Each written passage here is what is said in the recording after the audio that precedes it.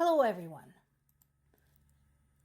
On this channel we've talked a lot about fighting misinformation in the news generally, from the trolls, etc.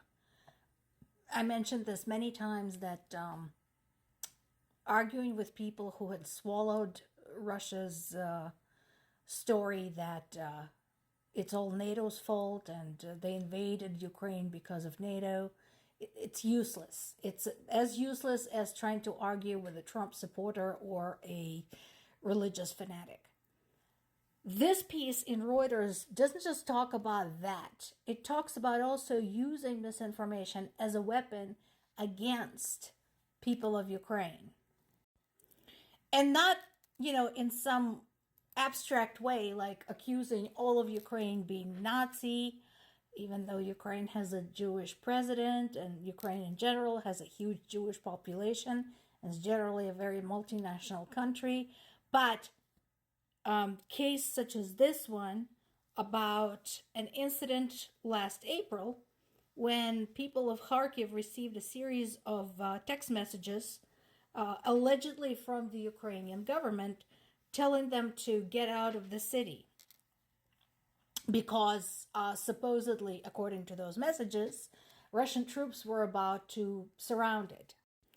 The messages turned out to be fake. The whole thing orchestrated by Russian cyber pirates. Unfortunately, this was not the only such incident. This is something I know personally from my parents. Ukrainian people are using their smartphones very liberally as a way to follow what is going on and as a way to protect themselves. For example, there are now apps that deliver alerts about potential air raids, bombings, etc. That is an essential tool. It has become vital and life-saving to a lot of Ukrainians, including my parents. They know when there is a warning out for a potential local strike. They know when there is a warning for a national strike. So this is important, and Russians know this. And so in their eminent sadism, they decided to use that technology to mislead and frighten Ukrainian people. You can dislike Ukrainians all you want. You can dislike Zelensky all you want. You can disagree with NATO all you want, or with the EU, whatever. But I'm sorry, when you're bombing people and you're using technology that helps them hide when you're trying to kill them, to misinform them, that is shit. That is sadistic. That is inhuman. That is beneath any level of humanity, if you ever had any, which I'm starting to doubt. And then there is this. So I asked a friend of mine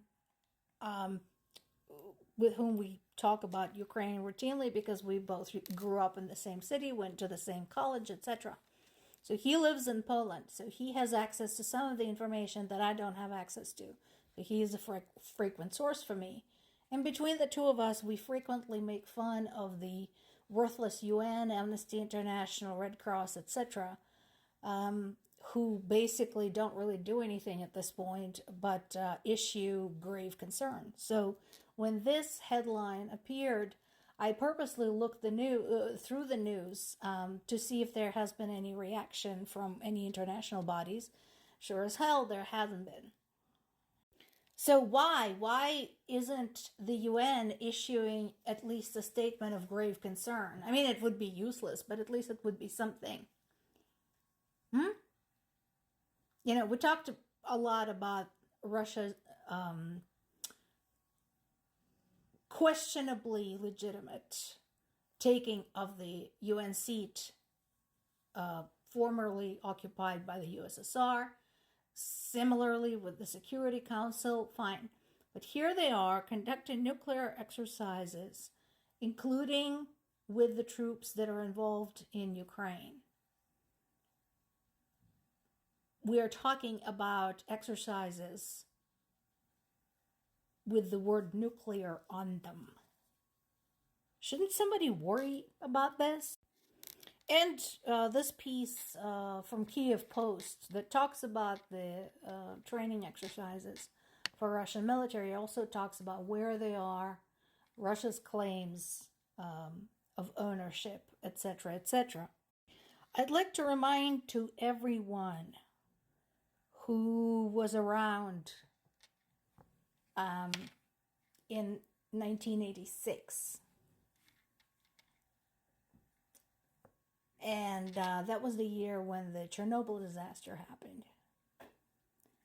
And one lesson that we all have learned back then is that you can't contain that shit.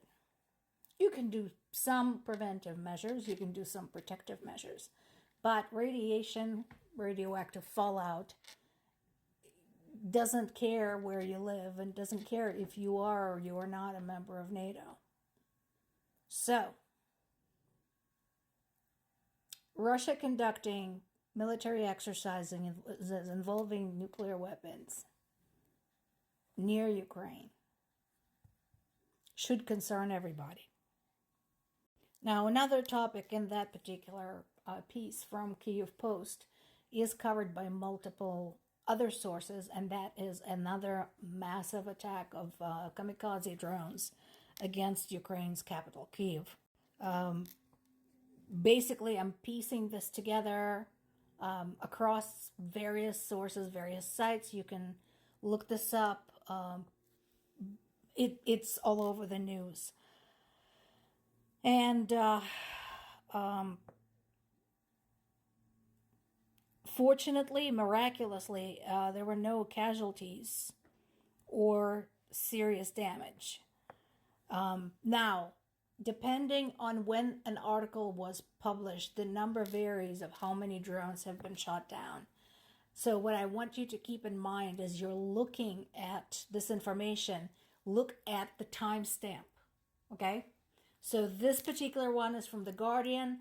It came early on, and it talks about shooting down 30 drones.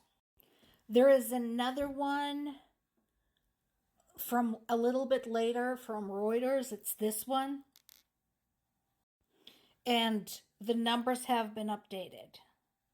So you can see they're up to 89 drones.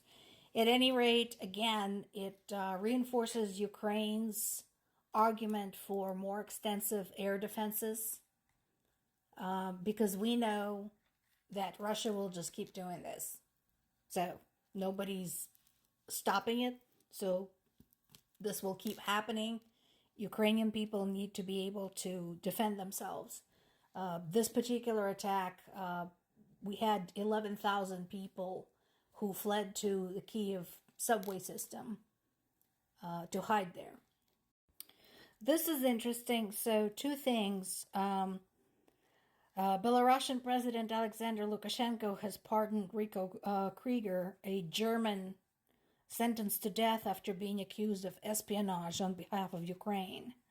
So there is a conversation about a high-profile prisoner exchange to get him home. Now, another important bit is the one at the bottom about Russia's government passing a bill on using cryptocurrencies